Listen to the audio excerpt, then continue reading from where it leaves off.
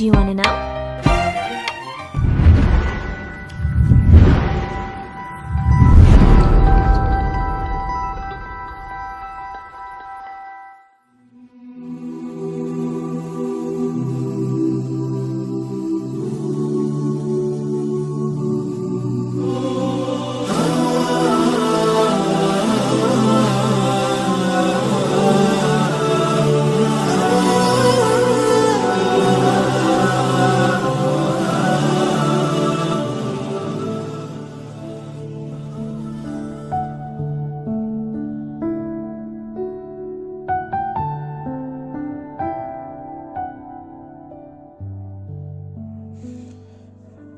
Assalamualaikum warahmatullahi wabarakatuh. Salam sehat dan bahagia untuk semuanya. Pada malam yang berbahagia ini, mari kita awali sesi kedua ini dengan bersama-sama mengucapkan basmalah. Bismillahirrahmanirrahim. Ibu bapak, perlu kita ingat bahwa anak bukan saja amanah atau titipan dari Sang Maha Pencipta, tapi anak merupakan tabungan yang sangat berharga untuk bekal nanti dikala kita sudah tua. Merekalah anak-anak kita yang akan meneruskan perjuangan hidup kita agar sesuai dengan apa yang kita harapkan. Anak-anak kita bisa tumbuh dengan sehat, baik itu secara fisik ataupun biologis, yaitu mental. Ingat, di usia anak 0 sampai 6 tahun, kita harus bisa lebih bersabar. Kita harus bisa lebih menahan diri atas omelan dan kenakalan anak. Kenapa seperti itu? Karena masa itu adalah masa pertumbuhan otak anak. Bisa juga dikatakan zona merah. Pada masa itu, tolong hindari hal-hal yang akan merusak jaringan otak anak. Contohnya seperti berbicara dengan nada tinggi atau membentak, bicara dengan kasar, memarahi anak secara berlebihan, menghukum dengan tidak wajar, seperti memasukkan anak ke dalam kamar lalu dikunci dan lampunya dimatikan. Secara tidak sadar, itu berarti kita sudah menanamkan fobia gelap terhadap anak, dan nanti di usia dewasanya dia akan mengalami fobia terhadap gelap. Hindari menghentikan pembicaraan anak dengan suara yang lebih keras daripada anak itu sendiri. Hindari memukul pada anak. Hindari juga pertengkaran antara suami dan istri di depan anak, karena anak akan merekam semua kejadian itu. Kenapa seperti itu? Karena kalau yang saya ucapkan tadi kita ulang-ulang terus di hadapan anak, maka akan masuk ke pikirannya dan tersimpan di memorinya secara permanen, dan akan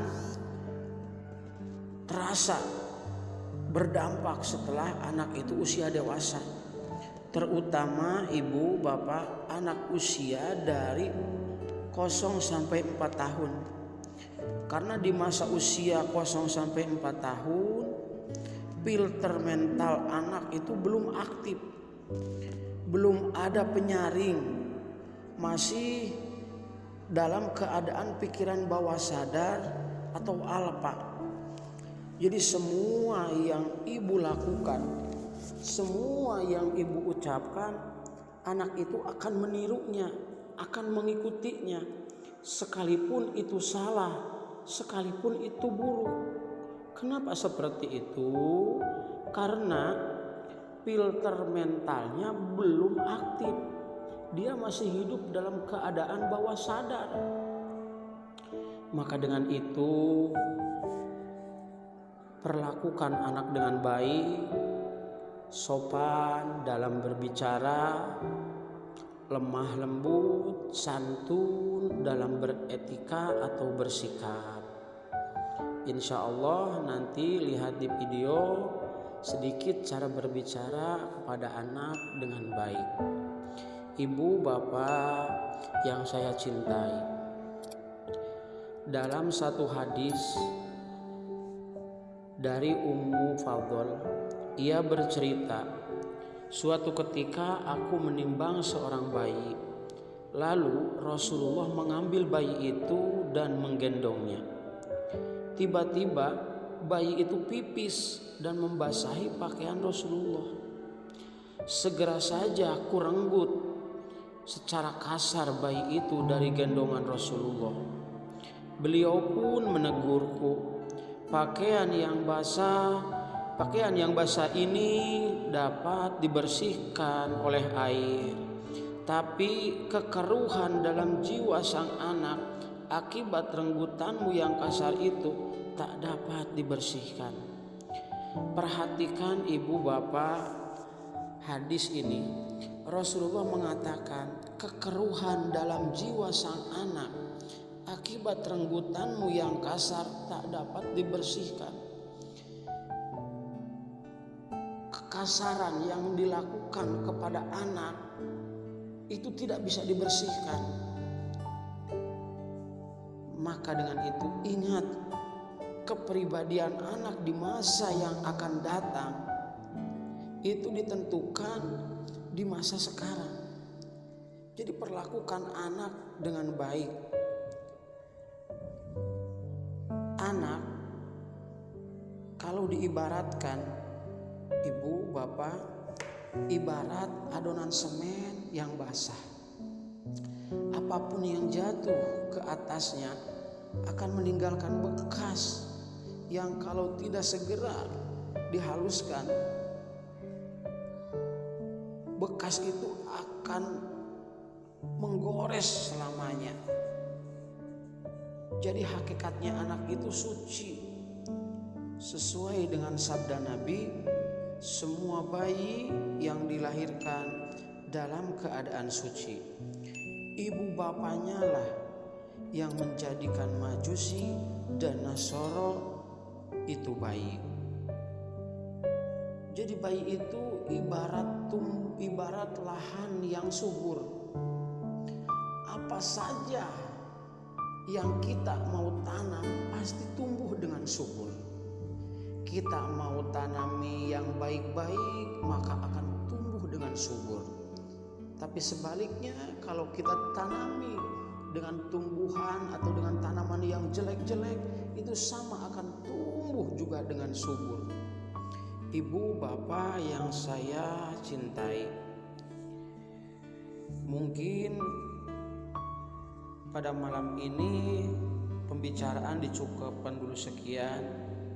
Insya Allah pada malam berikutnya akan saya bahas bagaimana kalau anak sudah usia 7 tahun, sementara kita pernah menanamkan kejelekan, baik itu pembicaraan atau perilaku kepada anak, lalu kita ingin membersihkan kembali. Insya Allah di waktu atau di malam yang akan datang saya akan bahas dan bagaimana cara supaya kita tidak mudah terpancing dengan apa yang dilakukan oleh anak, tidak cepat emosi atau cara menahan emosi supaya kita tidak terpancing emosi oleh kenakalan anak itu. Mungkin hanya itu dulu yang saya bisa sampaikan. Kita sama-sama tutup dengan doa kifaratul majlis. Subhanakallahumma wa bihamdika asyhadu an la ilaha illa anta astaghfiruka wa atubu ilaik. Assalamualaikum warahmatullahi wabarakatuh.